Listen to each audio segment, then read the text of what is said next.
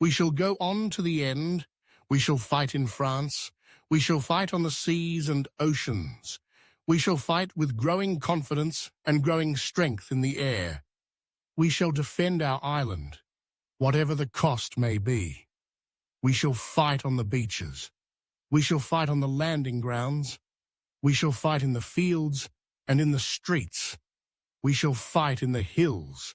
We shall never surrender. On June 4th, 1940, as the echoes of gunfire and the chaos of retreat faded into the background, Winston Churchill stood before the House of Commons, a somber yet resolute figure at the helm of a nation teetering on the brink of despair. The evacuation at Dunkirk had been a remarkable feat, a lifeline for over 338,000 British and Allied troops who had been surrounded by the advancing German forces. Yet the cost was steep. Much of their equipment lay abandoned on the French soil, and the specter of a formidable enemy loomed larger than ever. In this precarious moment, Churchill understood that his words could either galvanize the nation or plunge it deeper into despondency. He began his speech by recounting the events of Dunkirk, painting a picture of heroism amidst calamity. The beaches, once a site of retreat, transformed into a stage for courage and resilience, where ordinary men became extraordinary. Yet he did not shy away from the grim realities. The losses were significant, and the threat from Germany was palpable. With each word, he struck a delicate balance, acknowledging the dire circumstances while igniting a spark of determination within the hearts of his listeners. As he spoke, the room filled with a palpable energy, a collective breath held in anticipation of his rallying cry. "We shall go on to the end," he declared, his voice steady and unwavering. "We shall fight in France. We shall fight on the seas and oceans. We shall fight with growing confidence and growing strength in the air."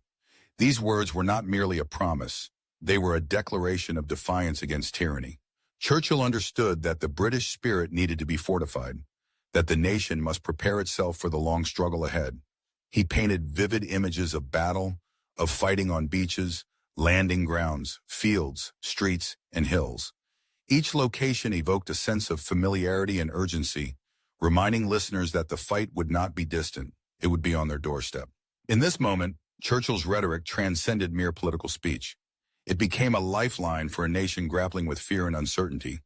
He had previously delivered stirring addresses like "Blood, Toil, Tears, and Sweat," and "Their Finest Hour," each designed to bolster morale and instill a sense of unity among the British people. However, this speech was different. It was a clarion call for resilience in the face of overwhelming odds.